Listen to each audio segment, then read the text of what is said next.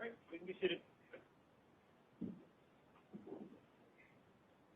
Mr. Eikelenboom, you're still under oath, so you can finish up, Mr. Marin. Sorry to hold you up, sir. I think this will just be a few minutes. There was discussion, if you'll recall, on cross-examination where you were asked whether or not you had reached out to law enforcement and told them what to do. Do you recall that line of inquiry? Yes. And you did not send off a list of instructions. Is that all right? Accurate? I had no communications with law enforcement, no. But in your report, you did describe things that could be done with items of evidence that you'd observed. Is that accurate? And if you need to refresh your recollection, I've got your report right here. So yes, specifically, did you, after taking pictures and using an alternative light source, so you used something called IR and ALS? Yeah, ALS stands for alternate light source, IR stands for infrared. And so when you use those tools, you can see things that should be examined further. Is that right? Yes. As I said before, yeah, maybe I translated wrong, but it's what we call suspicious stains in Dutch, or translated from Dutch. So suspicious, and then that could be investigated further if you see something like fluorescence, that could be body fluids, or the adipocere. Yes, of course, that could have been investigated further then after that. And those things stand out to you as a crime scene investigator and analyst because those are DNA-rich items. Adipocere. Yeah, adipocere, yes, of course, and blood as well. So, yeah, that would have been of interest. So with your infrared and the alternative light source, you saw presumptive adipocere, pointed it out to the government. Is that right? Or at least pointed it out in a report that was provided to them. Yeah, so the report was made for the public defenders, and I don't know if the prosecution did get that, but if they did, then yeah, that's possible.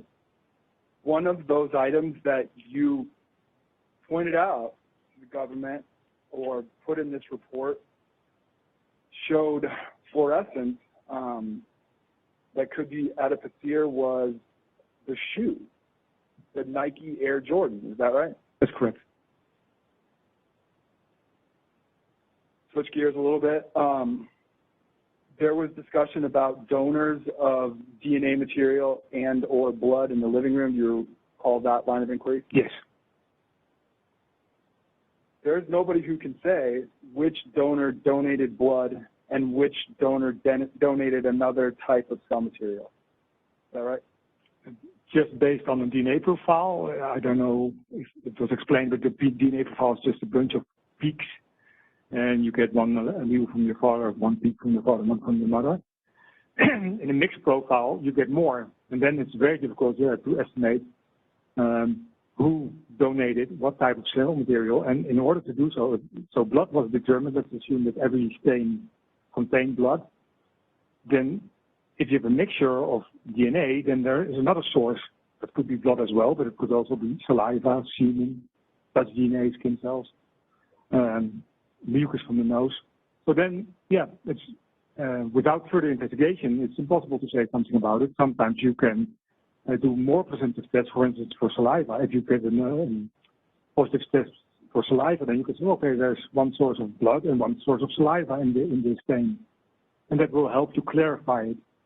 In this situation, there was only tested for blood as far as I could see, and then with the mixture profiles, then it's very difficult to find out who donated blood and who donated some other cell material.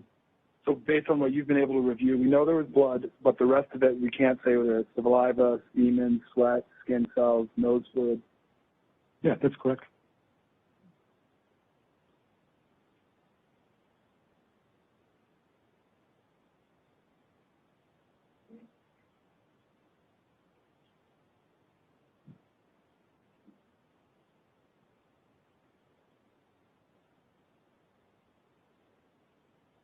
There were some questions about how you had not been in Mr. Redwine's house.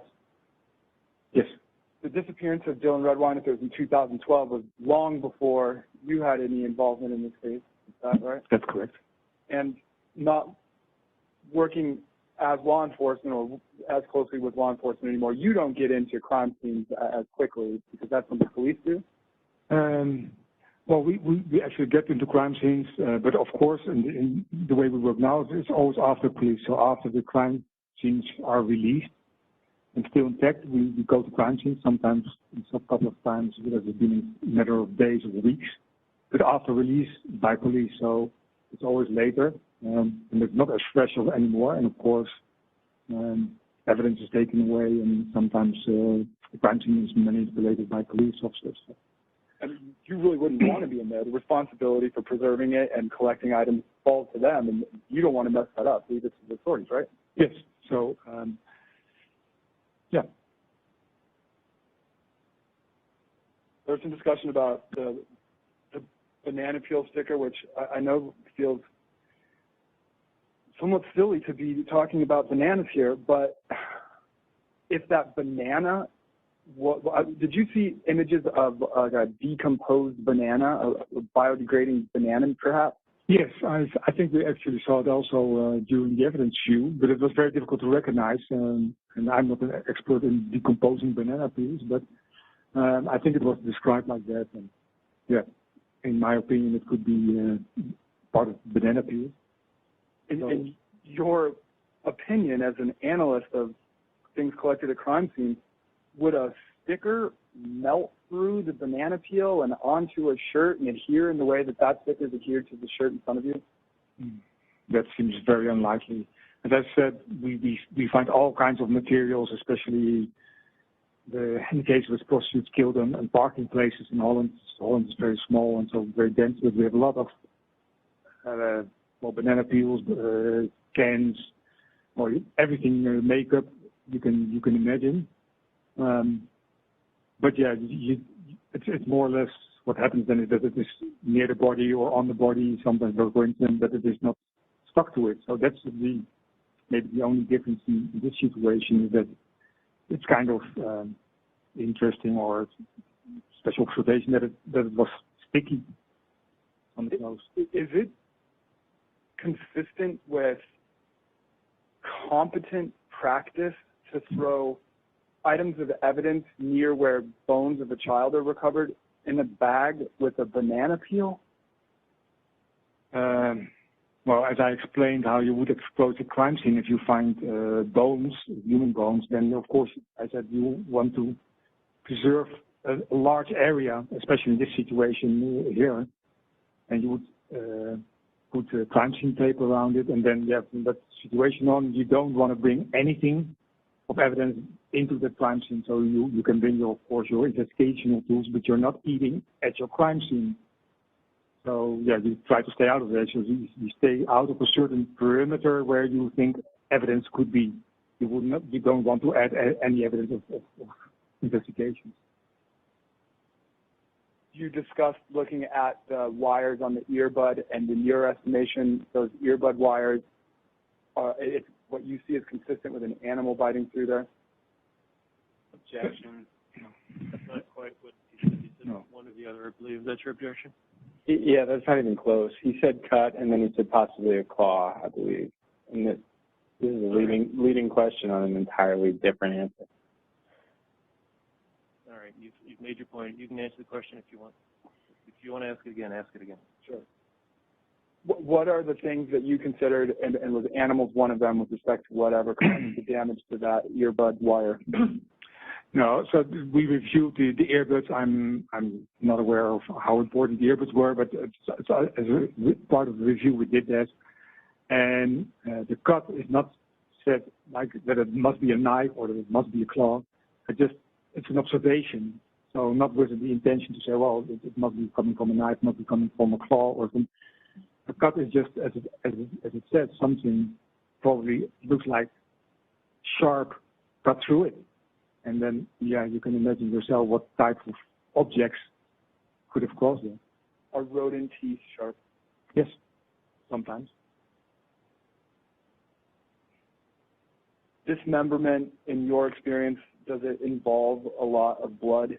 Objection asked and answered, and we're circling back, Judge. Well, you know, It has. Someone's just saying that. There was a second part to this. I don't. Well, let's hear the second part. Sure.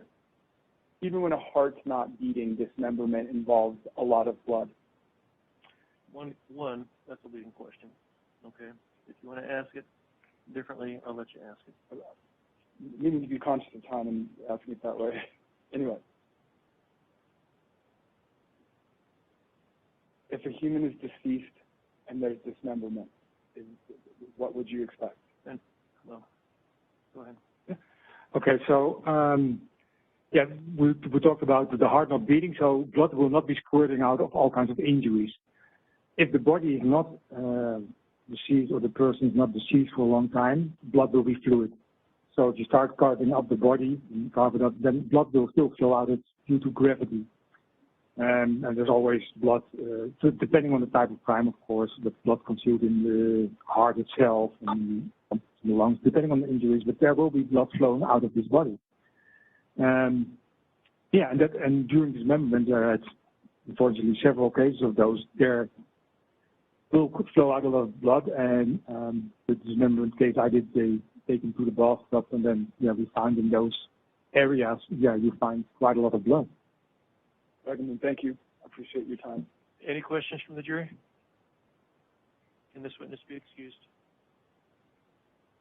Yes, Your Honor. Yes. Okay. Oh, there may be a question. I'm sorry. This one was too fast.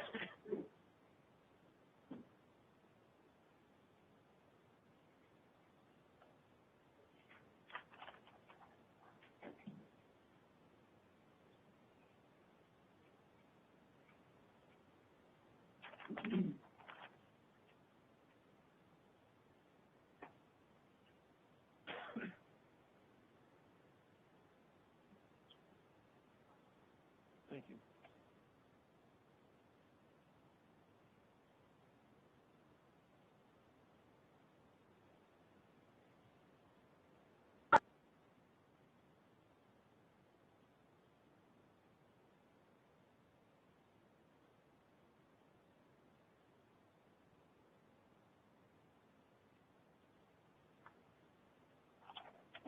Okay, we have a question. Excuse me.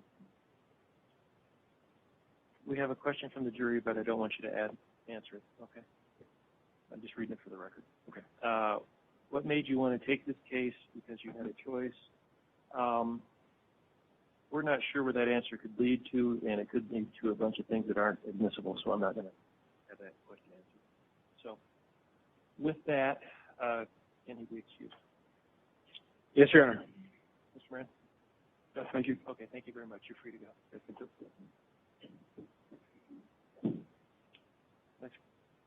Next defense witness.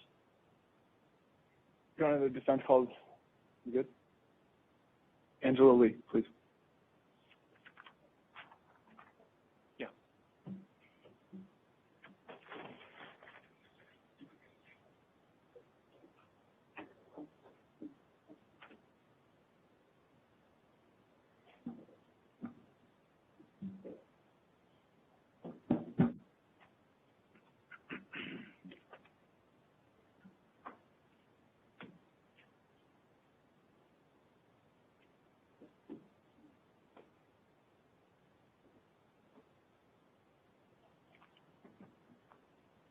Just come up to the witness stand up here, please.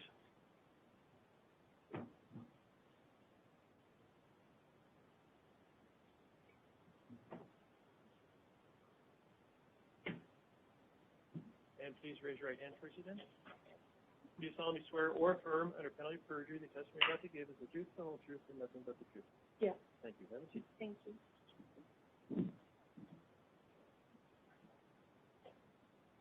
Ms. Lee, good afternoon. Hi. How are you feeling? Good. How are you? I'm okay. Thank you for asking. Would you please state your first name and spell your last name for the record? Sure. My name is Angela Lee, and my last name is spelled L-E-E. Ms. Lee, where do you live? In Bayfield. And how long have you lived around there? All my life. Will you tell the jury what your job is? I work for the Postal Service, and I've been there 21 years as a carrier. Are you familiar with a postal route that takes the postal worker near County Road 500? Yes, I've been on that route for about almost 17 years. Does that 17 years around that postal route Yes. give you a familiarity with the area in general, the Yes. Vicedo area? Are you familiar with the locals, or in particular the year-round crew? Yes. Are people in that neighborhood and in Vicedo in general shy around strangers? Yes.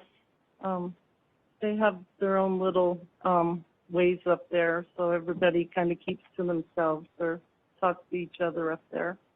So shy towards outsiders? Yes. How about police? Yeah, I would say they are shy towards them too. In 2012, did you deliver to everyone who lives at Vicedo Lake? Yes. And did you deliver all up and down County Road 500 and the various roads that come off of it? Yes. Are you able to picture the numbers to every address up around Vicedo? Yes. And are you able to picture, if not all, most of the full-time residents that live Yes. up there now? And would you have been able to do that in 2012? Yes. And outsiders stick out. Is that fair to say? Yes. Then as well as now, right? Right.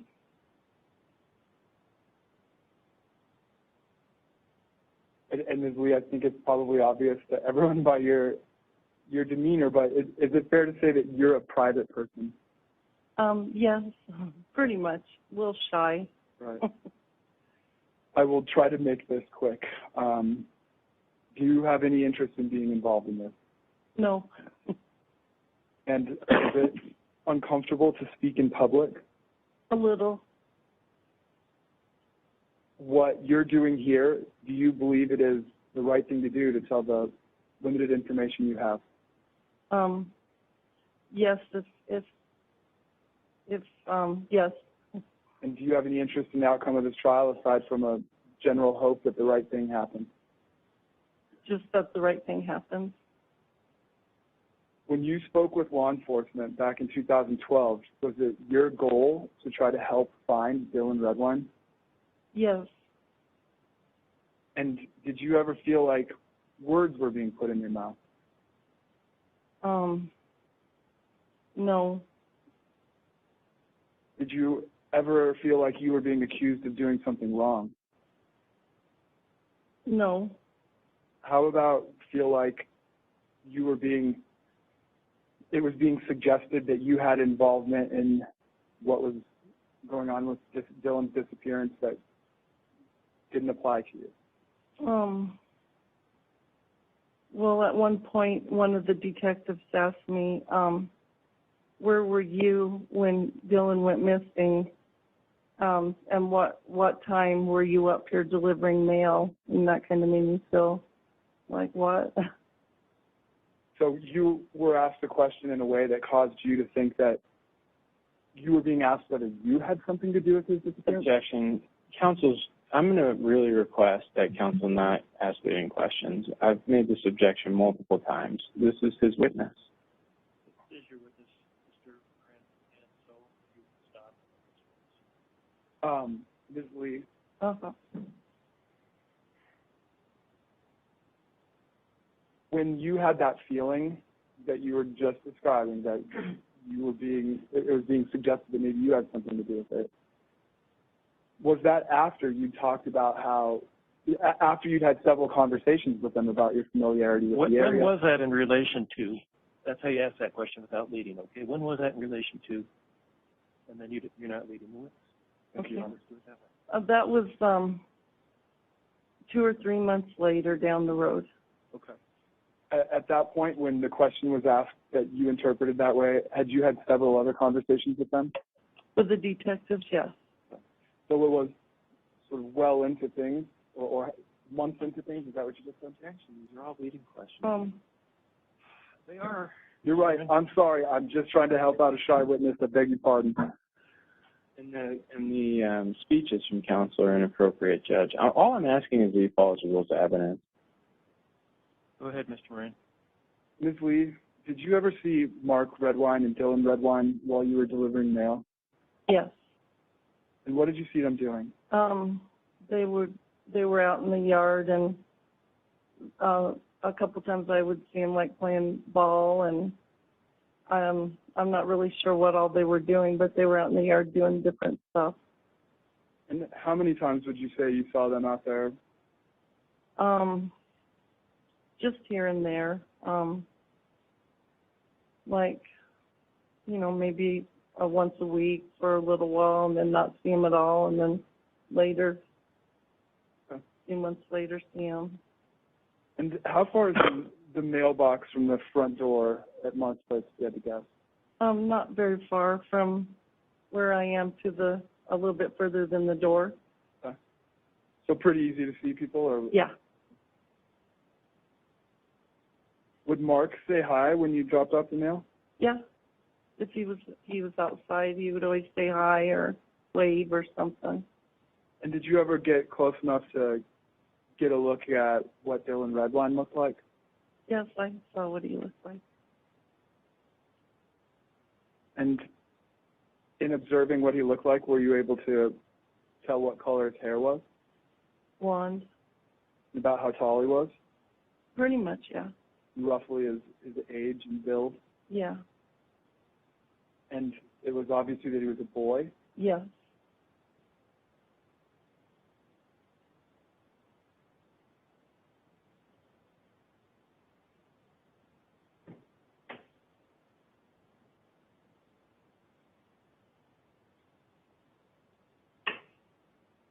Permission to approach? Yes.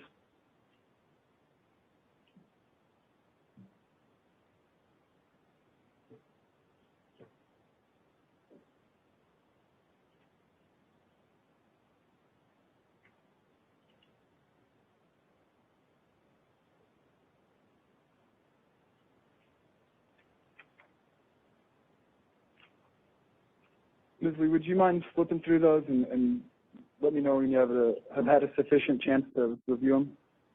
I have.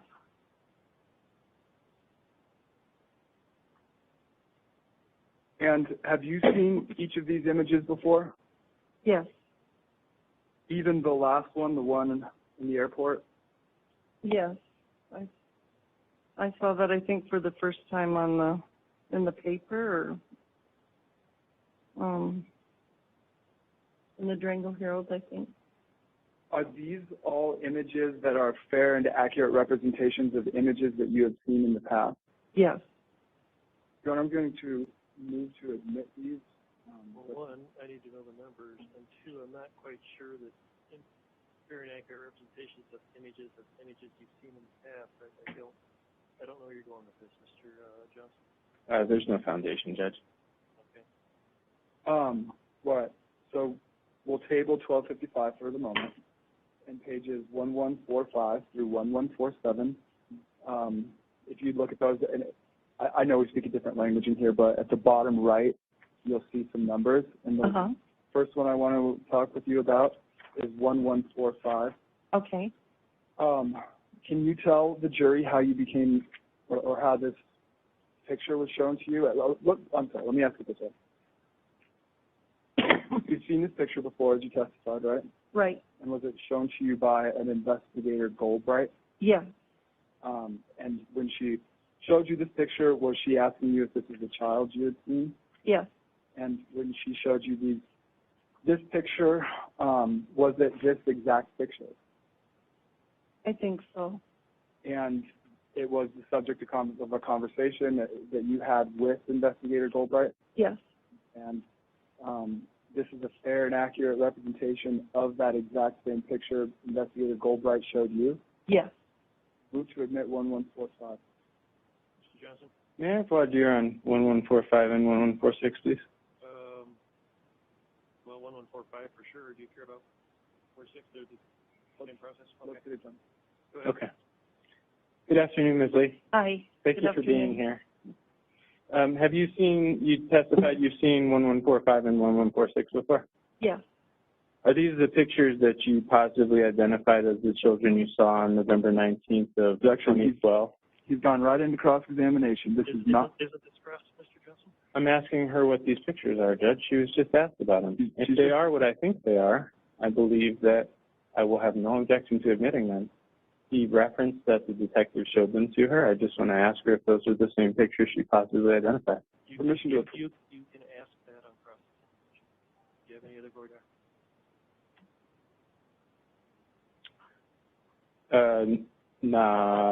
No, I don't.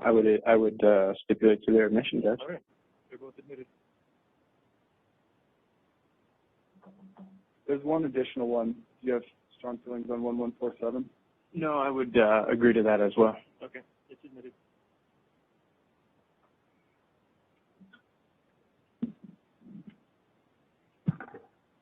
Permission to publish 1145? Yes.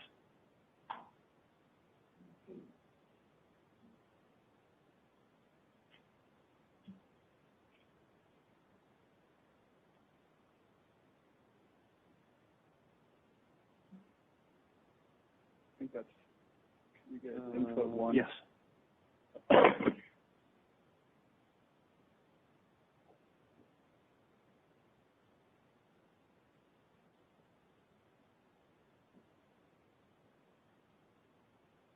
Ms. Lee, is this the same 1145 that you have in front of you? Yes. And is there something that you are comfortable saying with 100% certainty about this child? Yes, that isn't the boy that I saw walking. Okay. So I want to orient the jury a little bit to what that means. Okay. So the boy walking, who's the boy walking and what day are you talking about? Okay. The day that Dylan was missing, the following day is when I found out that he was missing. So the day he went missing, I was delivering mail, and two boys walked, they were kind of walking down in a bar ditch in front of a house, and I kind of glanced at the boys, and one kind of reminded me of Dylan, and but I wasn't really paying that much attention because I was trying to do the mail and get everything done, and so I just kept on going. And then that information became known to law enforcement? Yes, not by me, but yes. But then law enforcement followed up with you and they talked to you about what you'd seen? Yes. And you relayed to them accurately that you thought you'd seen Mark's child? The boy kind of reminded me of Dylan, but I couldn't be, for sure, because I just barely glanced at him. Sure. Did I understand that right, that they walked in front of the mail truck? Well, they walked I'm on the right-hand side of the car, so they walked on the other side and up and around the bar ditch. So the side closest to the window of your vehicle or the window you're driving at? Not the window I'm driving at, the other side. What was the length of time that they were walking in front of the mail truck? Not very long, just took a second for them to walk across, and I was already at the box site before they even got across. And as they passed, what did you think to yourself? I really didn't think that much of it. I just kind of took notice that it kind of reminded me of him and Reminded you of Mark? of Dylan, yeah. But was there one thing about the children who walked in front of you that really stood out, particularly their gender? Well, I knew they were both boys. I mean, I have boys and I have grandsons. And, I even, the house that I was at, the man even saw the boys walking across too. And later I talked to him about it and he said, we kind of argued about, well, no, this one was taller than this one, If I could publish 1146, Ms. Lee, you're familiar with this one as well, right? Yes. And there's one thing, is there something that you're comfortable saying with 100% certainty about this child? She's a girl. And is this one of the children that walked in front of your postal service vehicle? No, I saw two boys. So you mentioned that you've raised boys. Yes. You know what? One more picture before we move on to that. 1147, please. That's the one with that. Do you see that this child in this image is wearing a backpack? Can you see the backpack straps? Yes. And those backpack straps look like a pair of Vans sneakers? Yes. And that sort of stands out. Did any of the children you saw pass your vehicle have a backpack that looked like that? Not that I can remember, no. I think they were dark backpacks. And I think I would have remembered a checkered. So, as I was mentioning, you said you've raised boys. How many? I have, I have two sons, and then I had all their friends. And then I have two little grandsons. The picture of the little girl that I showed, would you characterize that little girl as a tomboy? Yes. The first one or the second one? Second one. Okay. But you're comfortable that what you saw was not a tomboy, it was a boy? It was a boy. Are you able to tell the difference between a 13-year-old, a 14-year-old boy, and a 10-year-old girl? Yes. Were the boys you saw older than the two children I just showed you pictures of? No, they were about around the same age.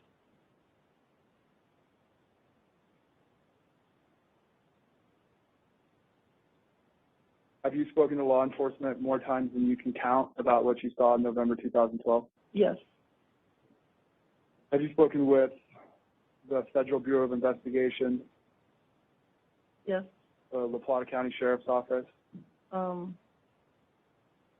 Not so much. Investigator Goldbright, Investigator Cowering, Investigator Gabbard? Have Yeah. you spoken with all of them? Mm-hmm. How about Investigator Patterson? No. How about the prosecutor? No. You haven't spoken with this gentleman here? Yes. Like, I can't remember, 4 or 5 months ago. When you first started speaking with law enforcement in this case, is it fair to say that you were happy to help? Yes. And did that begin to wear thin at some point? Yes. Did you feel heard when you were at the DA's office and you were saying you saw boys? Did I feel what? Heard. Yes. Did you ever feel at some point like people didn't want to hear that you saw boys? Judge asked and answered. He got his answer. There's a lot of other folks, and I know the answer to it. I'm just concerned about nerves here. Hold on.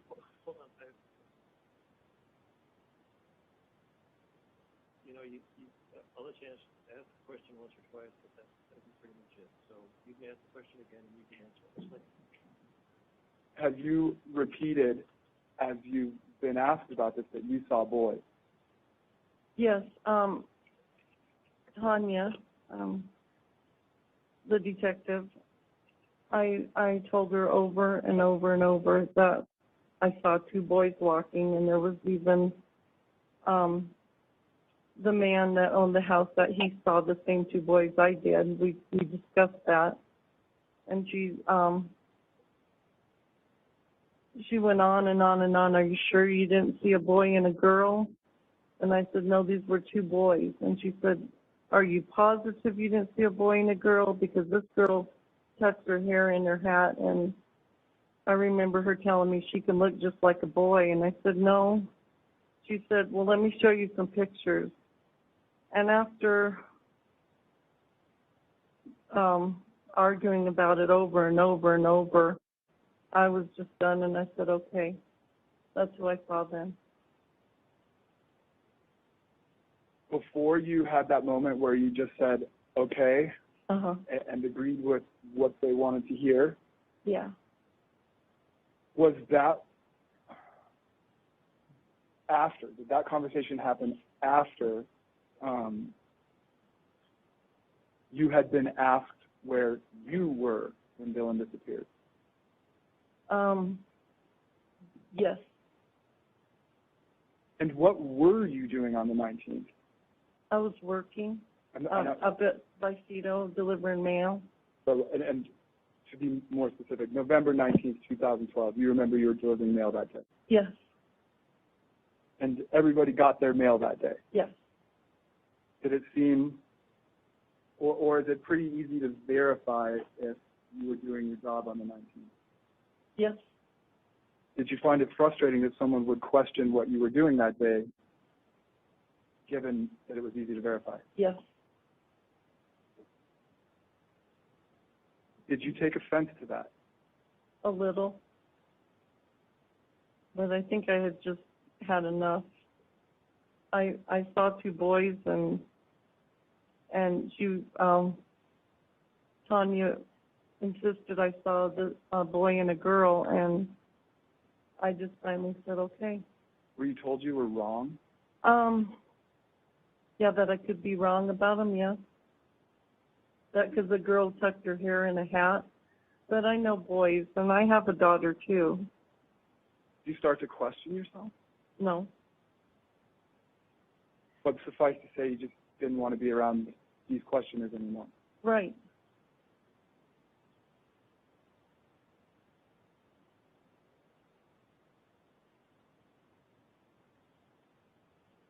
But, you know, There's no question in front of you. Okay. You have to wait for a Sorry. question. Okay, sorry. This is a strange room.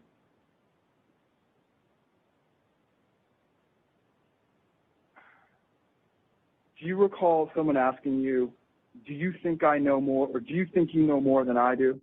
Yes. Tanya.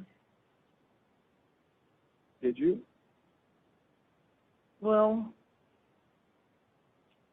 she told me that she was a detective and that she knew a lot more than I did.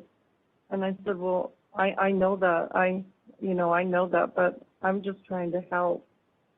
And she said, yeah, I'm the one that knows everything, but if she knew everything, then why did she keep asking me everything? This I can help with because I have some documents from back then if I need to refresh your recollection. But do you remember that you spoke with Tanya Goldbright on March 4th, 2013? I spoke with her so much I don't remember the date. Okay. Yeah. How about, do you remember speaking with her on March 6th, 2013? I probably did. I don't remember Do you remember speaking with conversations or anything, but her on March 7th, 2013? probably. How about on a second occasion on March 7th, 2013, when you and your daughter went to the sheriff's office? Do you remember that day? Yeah, I remember that day. And then after you went to the sheriff's office, did Tanya Goldbright come to your work?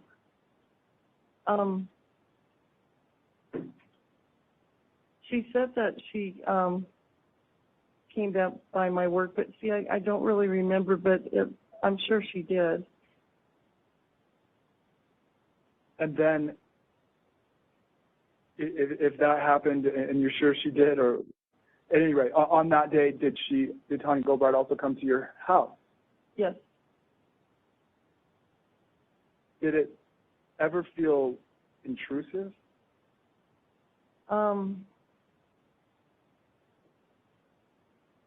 Or I can ask it a different way.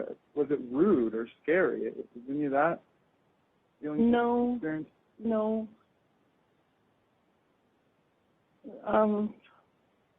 She was, I was just trying to help, so I was willing to do whatever, answer anything I could to try to help. Ms. Lee, please forgive me. These are unpleasant questions to ask, but Did you say something to Tanya Goldbright about the picture she showed you that you regret? Yes, but I didn't think that it was going to amount to anything if I said it was a boy or girl, because I was done trying to tell her that I'd seen two boys in the first place. When you finally just said yes, did you act in a way that would have made someone watching you think you were relieved? Yes, I was very relieved. Relieved to just have this behind you? Yep. And did you say that one of the kids in the photograph was who you saw? No. Or I don't remember saying that. If you did say that, why would you have said that? Objection. Been asked and answered, I believe.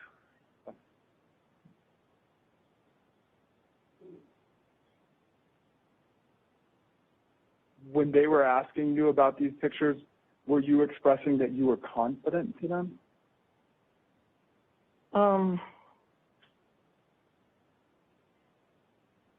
I think they took it as I was confident in it. I just wanted to kind of have it be over.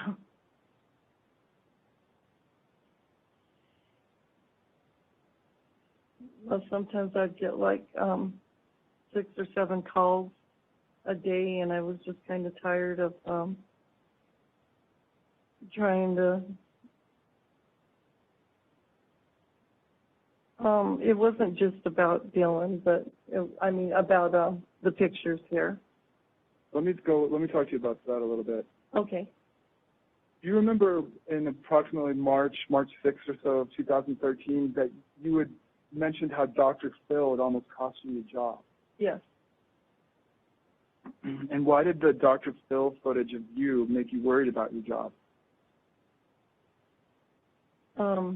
Because my boss told me that anyone with the Postal Service should not be on that show, and it could cause problems. So I asked the Dr. Phil people that I was talking to, you're not going to put me on the show? And they said, no, we are not going to put you on there. And they did anyway. So can I ask what this is about? What's this got to do with the investigation or anything? Yeah, approach. Yeah. This is I don't understand it. Yeah, I don't know where you're going.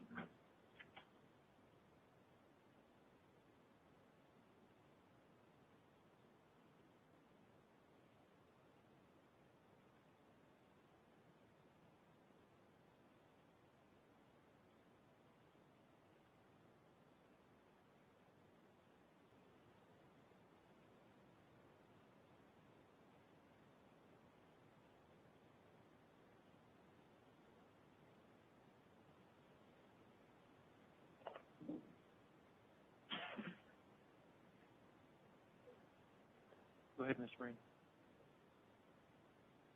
On March 7th, 2013, do you remember saying that the boy with the blonde hair had on a backpack?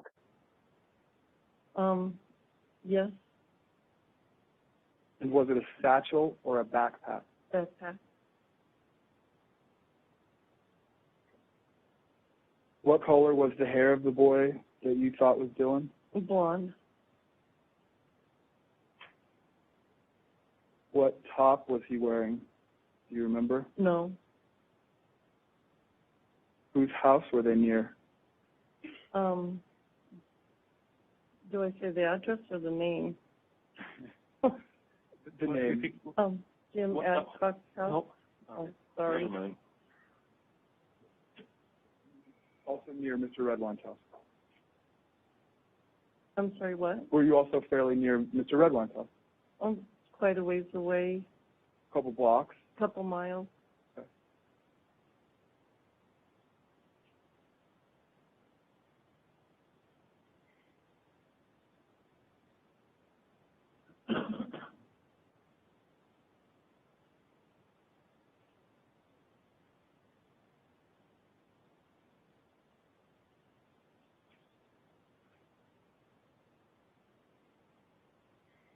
Do you remember later that March getting another phone call from Tanya Goldbright? Not, I can't remember.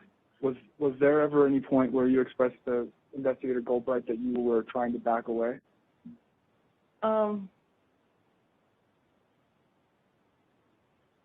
No, just, no, because I was trying to help any way I could, but, just after like 3 months, and then I tried to back away, yes. And did you at some point feel like you had to tell law enforcement that I don't really want to be a part of this anymore? Well, it was kind of like telling them because of the pictures. I said, okay, but yeah, if that's what you think I've seen, yes. What does it mean to a postal worker to know someone from the box? They're just a customer. I mean, a nice customer. They hide everybody and deliver their mail. Was Mr. Redwine somebody that you knew much beyond the box? No. At some point, did you have conversations with Mr. Redwine after the disappearance of Dylan? Just when I put the mail in his box, I'd say everything going okay, or, just small talk. Have you ever had any reason to cover for him? No.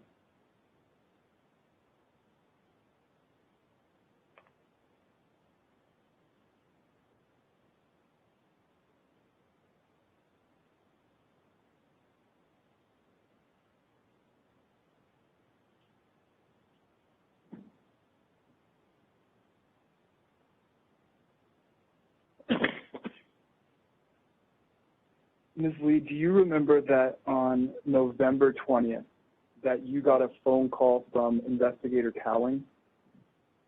November 20th, yes. of what year, please? 2012, pardon me. Yes, sir. I'm not sure why he's impeaching the witness, but this is his direct exam, and he should be asking her questions. Well, he can ask questions directing her to a date, which I think is okay. And a phone call. Ms. Yes. Lee? Yes. And so that was, what was the day of your first interaction with police? The day after Dylan went missing. And would you disagree if I said that was November 20th, 2012 that you spoke to police? No, I agree. If you don't, I can show you your No. report to refresh your recollection. That sounds right? Yes. And where were you when you got that phone call? I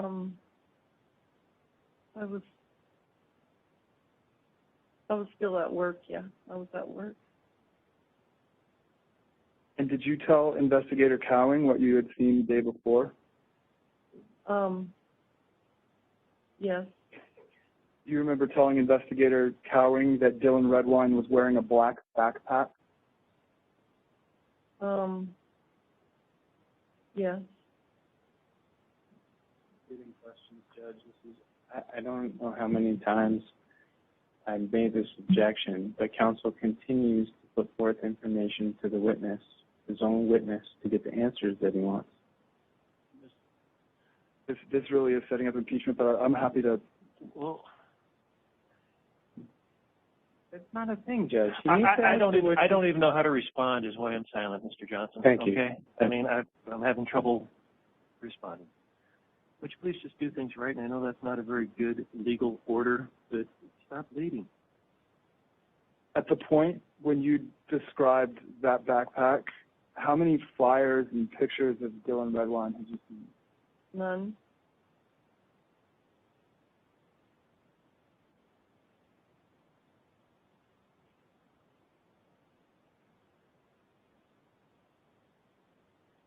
Was Investigator Cowling attentive when you spoke with him?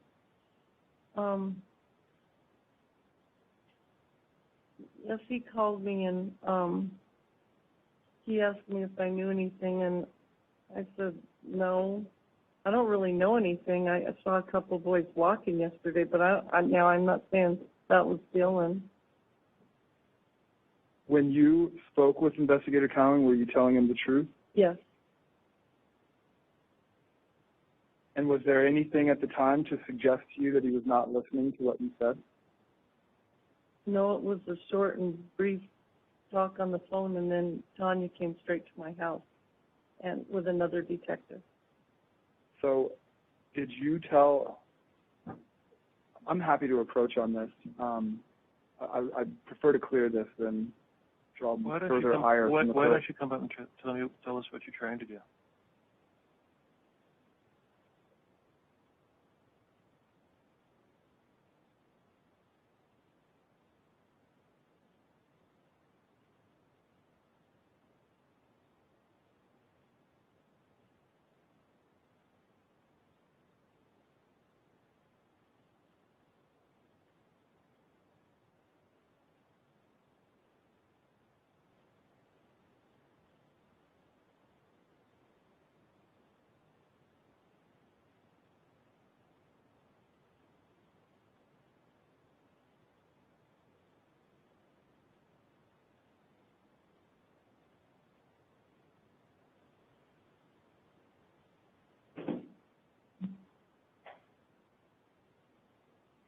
Go ahead. Ms. Lee, Yes. what you said to Investigator Cowling was that you were absolutely sure that you saw Dylan Redwine. No, that is so not true. Okay. I didn't call Hold him, on. he called me. That's all I was meaning to ask with that question. Okay. And the phone number that Investigator Cowling reached you at, would you agree that that's 769? No, I don't want that on the record. Why is? You're right. Thank you Okay. for catching that. Thank you. That's why I didn't want the other name in either.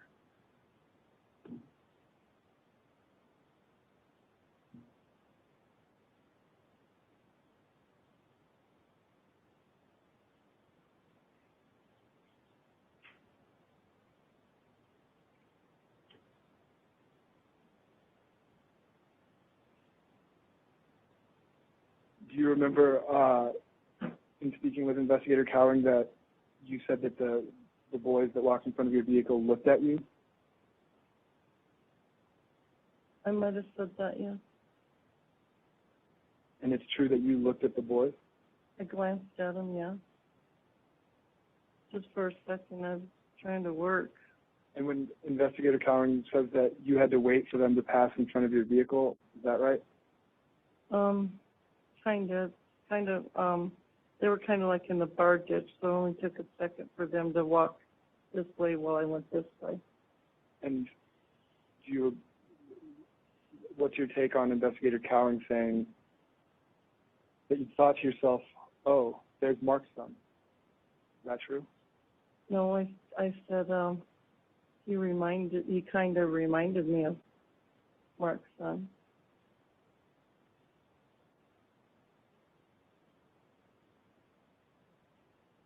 Do you recall saying to Investigator Cowling that you were positive? Objection, Judge. No, I did not Hold say on. that. You know what? I Objection, withdraw my objection. Actually, the problem is this has been asked and answered, but if she's going to answer it the same I don't know how much further you can go. There were Aren't we just going over the same thing over and over? there were a couple of ways that Investigator Cowling reports it was provided to him, and I'm just setting up the impeachment that I want to ask him the words that were used that are in this report. You can go through each and every one, I guess. How many are you looking at? One more. All right. Did you tell Investigator Cowling on November 20th, 2012, that you were absolutely sure you'd seen Dylan Redwine? No. That did ask that. That's already been asked. All right.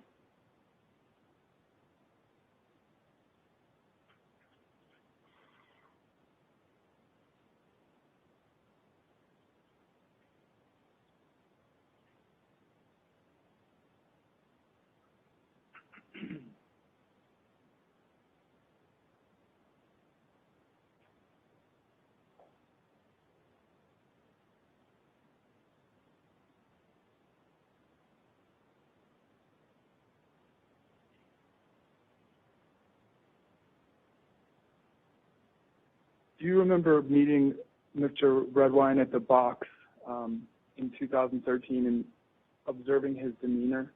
Objection of relevance. Mr. Moran? The prosecution has repeatedly sought to assert that he didn't really care. right. I think he, hold on, I haven't ruled yet. Okay. Okay. And I know you can't see me. Okay. But I can see you through the Okay. camera. Could you set that up a little better, Mr. Moran? Unfortunately, I've oriented it around something Your Honor is taking exception with me asking about. In the spring of 2013, do you remember seeing Mr. Redwine in his yard, at his mailbox, or in any other way interacting with him? Yes, I remember seeing him. And did you speak with him at any point that spring? Here and there. Do you remember how he seemed, what his mood was? Did you notice anything about that? He seemed upset.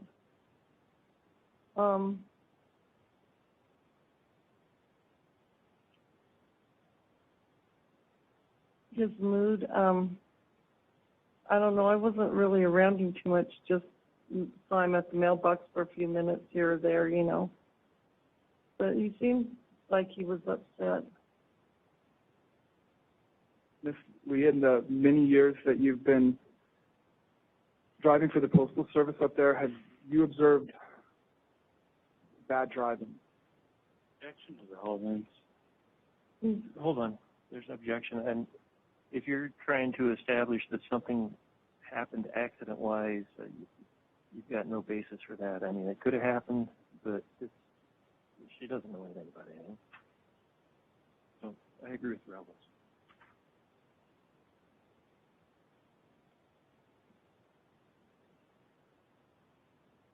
Ms. Lee, is there anything that would have been interfering with your ability to observe clearly on November 19th, 2012?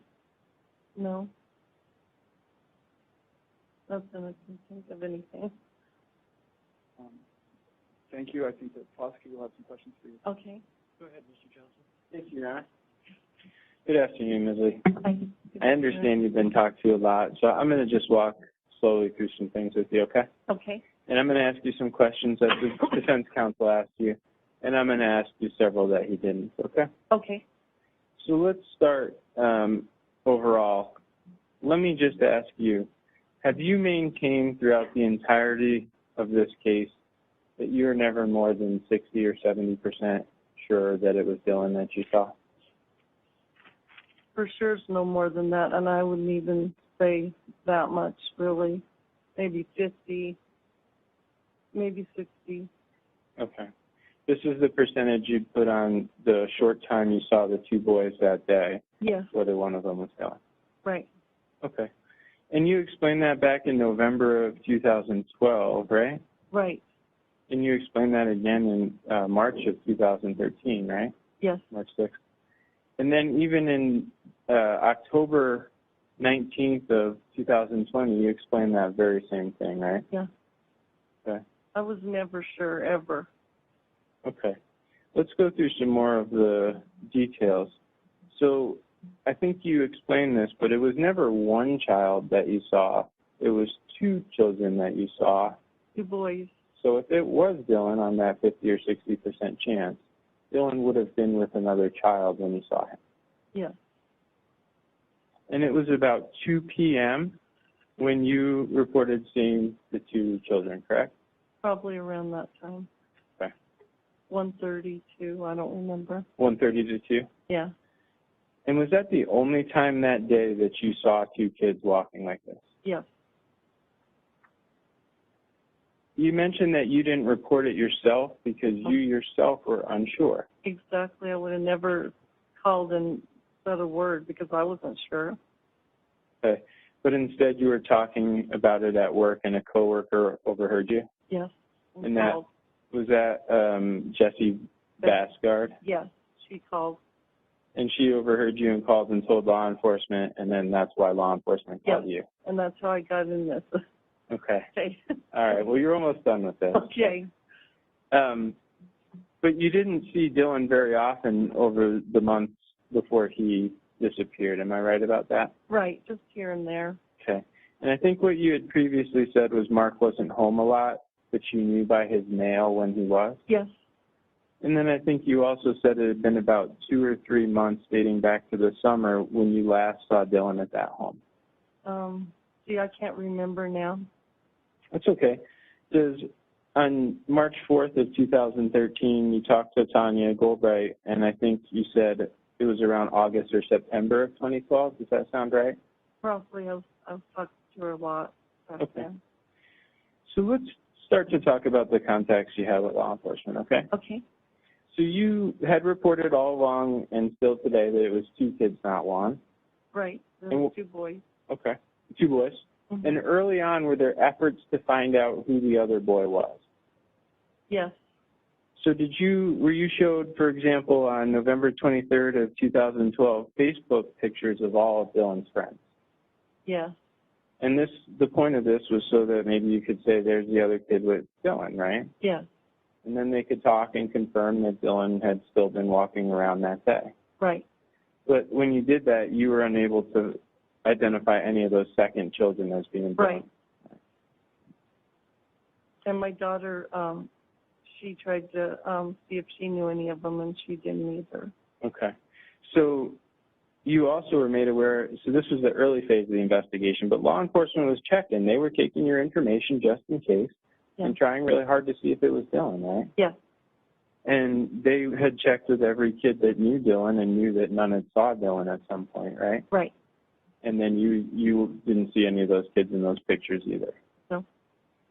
Now, the kids that you saw, that was a brief look because you were busy and you were working and they were walking across the street, right? Mm-hmm. And I think you mentioned you had 1,200 families on your route and you don't know everyone on the route necessarily. Right. And with that original early reports, you said it looked like 2 boys, right? Yeah. You said one had blonde hair like Dylan and one had dark hair, right? Yeah, I think I remember the other was dark, but it's been so long ago. Sure. And you said they had their hoodies up, right? Yes, as far as I can remember. And you said 40% sure that they had backpacks. Yeah, see, it's been so long, but I'm sure if I said it back then that they did. Okay. And I think you described that they were not exactly side by side, but they were 4 feet apart, like kind of staggered apart. I remember that. Okay. Mm-hmm. And they were heading north on 501 by the Vallecito Market, right? Right. And I think you already testified that's a couple miles from Dylan's house. Yes. So that you saw them, Mm-hmm. you waited for them to pass, and then you went on and continued delivering mail. Right. And when you looked at them, they looked at you, so you knew that they saw you as well. Mm-hmm. And We need yes or no's, okay? Okay. Oh, okay. Yes or no? Okay. yes. Yes. And then you didn't have any kind of conversation or waving, but you had kind of seen that you saw them, they saw you, they crossed, and you kept going. Yes. Okay. We talked about the focus on Facebook for the other kids. After you knew that you couldn't identify the second child that had been with Dylan and that police had talked to all of Dylan's friends, then did the investigation shift where you started to look at who could possibly be different kids? No, I never. Wait, can you repeat that? Yeah, my question might not have been a good question. So we talked about how early on you were looking for the second kid that was with Dylan, right? Yes. And when you realized that none of these pictures of any of his friends in the area were that kid, and law enforcement had talked to all those kids that hadn't seen him, then did it change to possibly these are 2 other kids?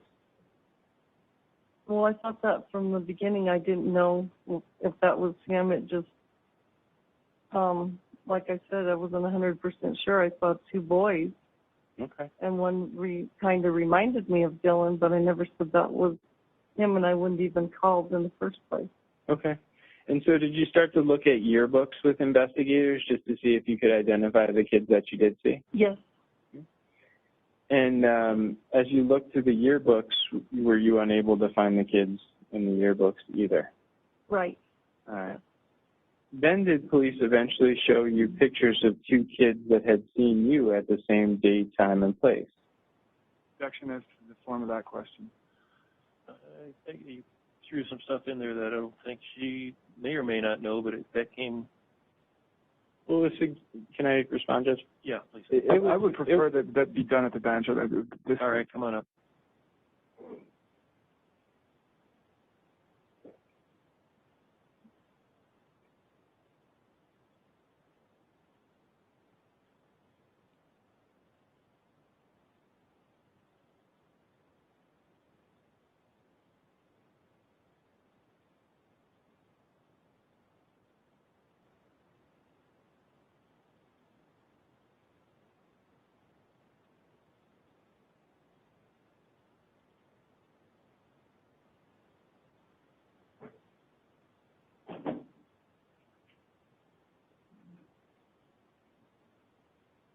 Go ahead. Thank you. So, Ms. Lee, you were eventually showed pictures of two specific children, right? Yes. And were you made aware by Investigator Goldbright at some point in time that there was a reason that she was showing you these two pictures?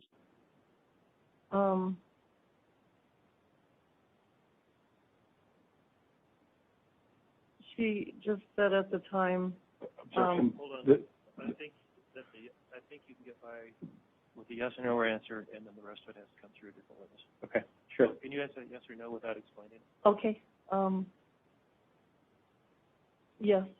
They weren't just two random children. There was a reason that she had explained, and this is a yes or no question, but there was a reason she had explained why it was these two particular children that she was showing you pictures of, right? I didn't hear. Did you say something? No, I was thinking about it. Oh, no, that's fine. I'm sorry. I'm Okay. getting that in your head.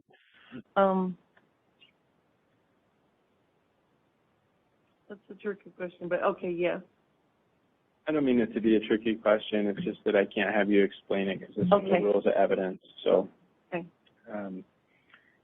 So those photos of the two children that you saw, was one of those children Morgan Crawford? Yes. Okay. And he had... Well, hold on. What's your objection? Foundation. I think you can ask it differently. Sure, sure. Did you know Morgan Crawford? Just as a kid that I would deliver the family packages and mail to. All right. When you talked to Tanya Goldbright on March 7th of 2013, did you explain to her that Morgan Crawford was actually a kid you'd mistaken for Dylan before? I don't remember that. Would it refresh your memory to see a copy of the report? You can show it to me again, yeah? Sure. Sure.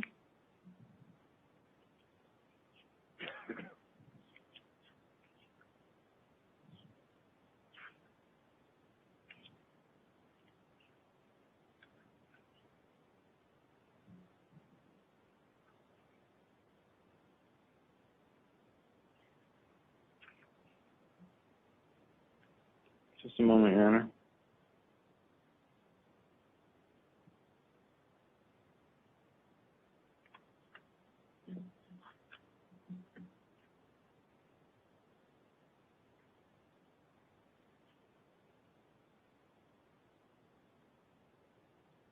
I have page 370 of discovery for counsel reference, and this is going to be a report based on an interview on March 7th of 2013. May I approach? You may.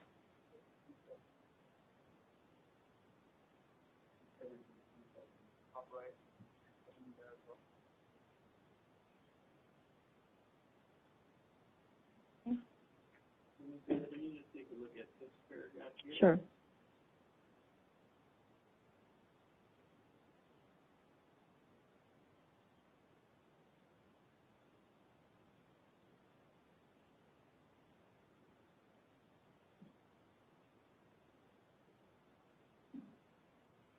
Okay. Okay. Okay. So, Ms. Lee, does that help refresh your memory? Yes. Okay. And is it accurate to say that you'd mistaken Morgan for Dylan before this occasion?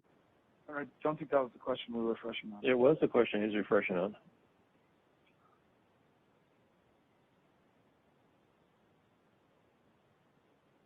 You know, I don't remember. I mean, I saw that right now. It's only if you remember, if that makes you remember. If you don't remember, you don't remember. I don't remember All right. That's okay. ever saying that. Okay. But regardless of saying it or not saying it, Uh-huh. do you remember both Morgan and Dylan living in the area? Yeah. And would you agree with me they look kind of similar? Yes. So we're talking about a situation with a hood up, walking briefly, right? But and I'm going to come back to this. I'm not going to force upon you whether it was two boys or not. I think you've been clear. You think it was two boys, right? But with regard to Morgan Crawford, did you feel pretty comfortable that was Morgan Crawford, or that could have been Morgan Crawford based on how he looks compared to Dylan? With their hoodies on? No. They could have, because like I said, I just glanced at them. Mm-hmm. It was definitely two boys, no, without a doubt. Right. Understand. But in terms of the boy that you thought looked like Dylan, do you recall telling investigators you thought that could be Morgan Crawford? I don't remember ever saying that. Okay. Yeah. And do you recall saying that you'd mistaken them for each other before? No, that's what I don't remember. Okay, so the mistaken them before part you don't remember. Right. But do you remember telling them that that could have been Morgan Crawford that you saw that day walk? I could have said that. Okay. You have a couple exhibits, may I have, Coach Turner? Yes.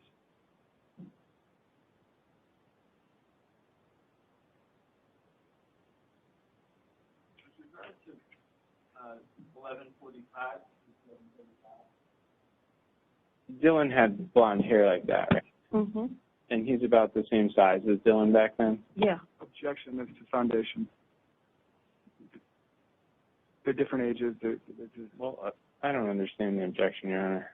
I don't either. It's an exhibit that you got in, and this is the same one that you've identified before as Morgan, and I forgot the last name. Morgan Crawford, Your Honor.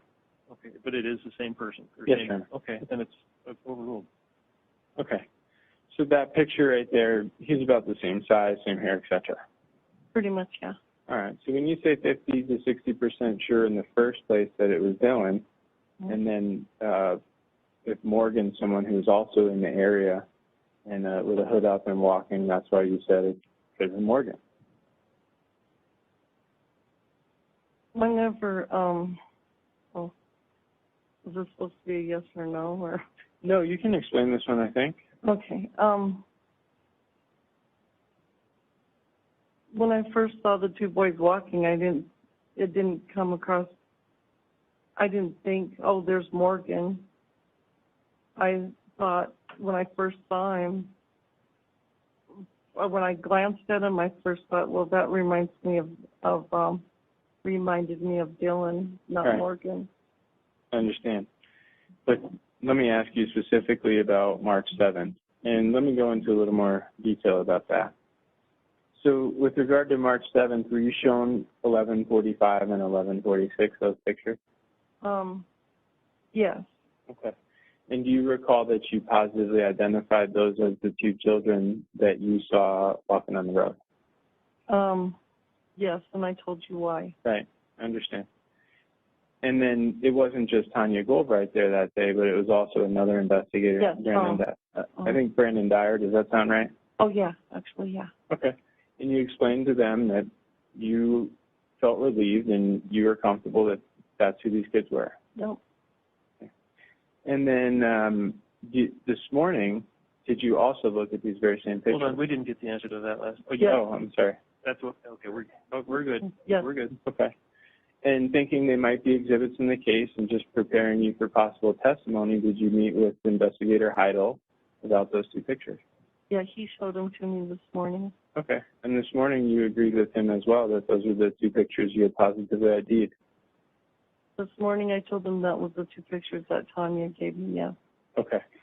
And you reviewed your report. We provided you that just to make sure that it was accurate? And He just showed it to me and he said for me to look it over, and I did. Right. Okay. You didn't note anything was inaccurate in there? No, I didn't talk to him. I just looked at everything and that was it. I see. Did you talk to Mr. Moran after that? No. And I want to ask you about... Objection to any further inquiry along those lines. Well, we'll see if there's any. There's none. I'm just not privy to any reports, so that's why I'm asking. Well, Nor am I as investigator. Well, calm down. You guys aren't. Sometimes you're entitled to reports from the defense is entitled to them, and sometimes not. So just both of you calm down. He's not going there anymore. Ask your next question. Yes, Your Honor. Let me ask you about a little bit more about the area. So you said it would have been 1:30 or 2 p.m. when you saw the two boys? Yes. And that would have been a couple miles from Mark Redwine's home, very close to the market. Yes, it would have been on County Road 501, and Mark's house was on 500. Okay. And is that's a market, that's a store that would have been open at the time, right? Oh, yeah. And it would have had clerks and customers, things like that at the store? Yeah. And then it's an area because of the towers in Vallecito where one would get phone service as well. Now, what you do get phone service, yeah. By the market. Yeah. You get phone service all over the lake. Okay. So as let me ask you, you were asked a little bit about the Dr. Phil show, so I am going to ask you about that. Didn't the defendant call you and beg you to go on that show for him? No. Do you recall talking to Tanya Goldbright on March 6th of 2013 and saying that he begged you to go on the show? No, he never begged me to go on the show. Would it refresh your memory to see the report or no? Yeah, you can show me the report, because I'm only going to show it to you if it would refresh your memory. Do you think it would? no, because I've never said that. Okay. And did you tell Investigator Goldbright as well that it was Mark that gave the show your number? That could be true. Okay. And you felt at that time that you were misled by the show and comments were taken out of context by the show as well? I do, real strongly. Right. So the show took your comments out of context when you said that you didn't think Mark was the last one to see Dylan. They told me to say that. Okay. So they told you what to say then? Yes, and I had my daughter and my aunt were there also. We were on the phone. I was about to jump in. I don't understand the relevance of this on either side. I mean, I can move to strike. Move on then, please. So, sure. I think the answer's on the record, right? I don't have any more questions. I just wanted to know the answer to that question. Yeah, but I don't understand why. I mean, your case is over with. I don't think anybody's going to show any more of that show, and I think... I don't want to show it. I agree, Judge. I don't want to show it. So from both sides, anything about the Dr. Phil show, I almost said Phil Donahue, I guess that shows how old I am. Anything about the Dr. Phil show, except what was played earlier. Anything you say about the Dr. Phil show, please ignore. Go ahead. So also, it's your testimony today, too, that on March 7th of 2013, your words weren't accurately captured then either. Right. And it's also even back to November 20th of 2012, you were very clear those words weren't captured accurately, that you were absolutely certain you saw Dylan, right? Yeah, I never said that. So on all these different occasions, it's incorrect. Right. But let me just ask you about your memory. Even as you sit here right now, are you more than 50 or 60% sure that could have been done? No. And could have it just as easily been Morgan Crawford based on what you saw that day?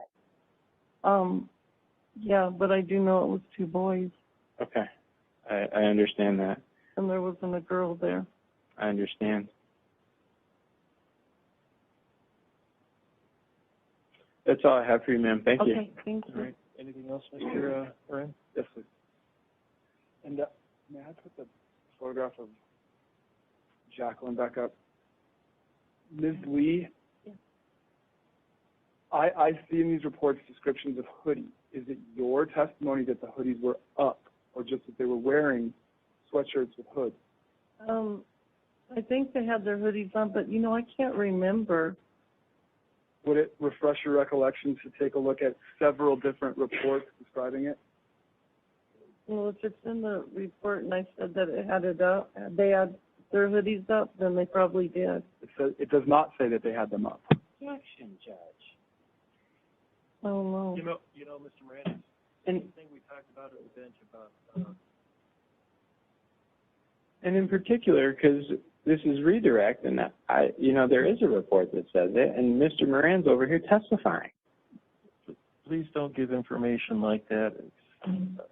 I don't even know, again, I don't even know how to control you at this point because of the way this whole conversation and direct has gone. So, do you remember, would looking at the report refresh your memory as to whether the hood's up or not? Ms. Lee? Yes. All right, you can approach with the report.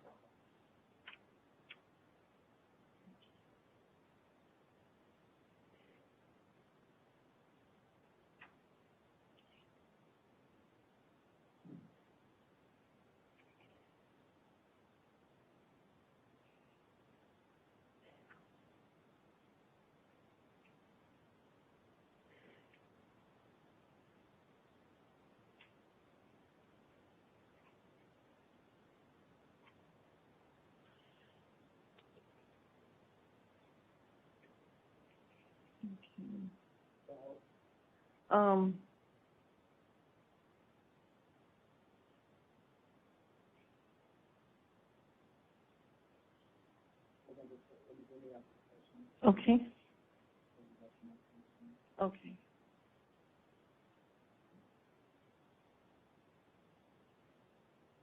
So does that refresh your recollection about what you described with respect to hoodies? Yes. And did you? That they wore them. And was your description back then, which was closer in time, that the hoods were up? I don't remember. Did looking at these reports refresh your recollection? No. Judge. Oh, well.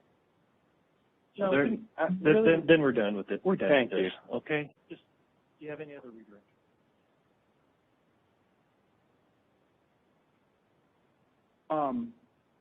When you look at this child in the photograph behind you, Uh-huh. are you 100% certain that that girl is not one of the children you saw? Yes.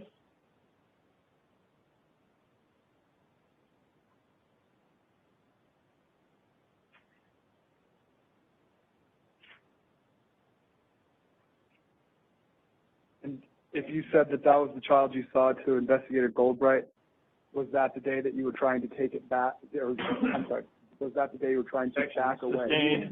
You've gone over this, that she said whatever Investigator Goldberg wanted to hear so she could be done with it. That's what she said. So, we're done.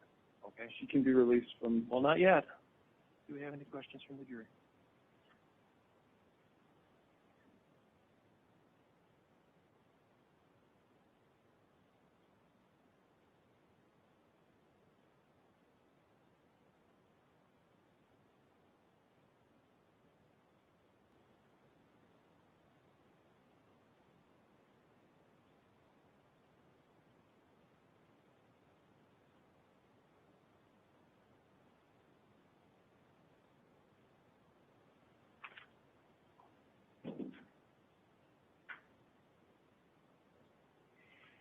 So I'm going to ask the questions, Ms. Lee. Okay. Okay. I'm sorry. Approximately what time would you be delivering to the Vallecito area around November 18th, 19th, 20th of 2012? On that date, I would have been up there probably about 10 o'clock in the morning and probably till about 2:30. Okay. And about 2:30 late November of 2012? Yeah. Okay. And do you remember roughly how many times that you saw Dylan in 2012? No, I don't. Do you know if it was more than one time or not? No. Okay. And just kind of narrowing this in, about what time would you get when you're doing that route in November of 2012? Would you get to Mark's house? Probably like, I would say about anywhere between 1 and 1:30. Okay. Any follow-up, Mr. Green? Is there some variability with that? Well, County Road 500 is what I would travel one of the last parts of Vicedo, and then come down the lake, go down the lake, and then go down 501. Okay. So your confidence level about these times is pretty high, right? Yeah. Thank you. Anything? Briefly. So Ms. Lee, you had previously testified it was around 1:30, close to 2, that you saw these three boys. Yeah. Okay. And then would you have gone back up in that direction, up towards Mark's house or anything? No. Okay. But it would only take me about 10 to 15 minutes to get from Mark's house to, like, the store. I see. And throughout the day, you'd also been up to Mark's house at some point for your mail route? No, I only go one time. When was that? That day, you mean? Yeah. It was probably about the same time, about between 1 and 1:30. Okay. You would have went up to Mark's house. Yeah, went to his box. Yeah. And did you see Dylan walking on the road around that time? No, but that's the day I saw the two boys walking in front of them. Right. Let me ask a better question. The only time you saw the two boys walk in front of you was down by the market. Right. And when you went up to Mark's house back down, no point in the day did you see Dylan anywhere else out and about? No. Okay. Thank you. Uh-huh. Okay. Could you be excused? Yes, Your Honor. Yes, thank you. Okay, thank you very Okay, much. thank Appreciate you. it.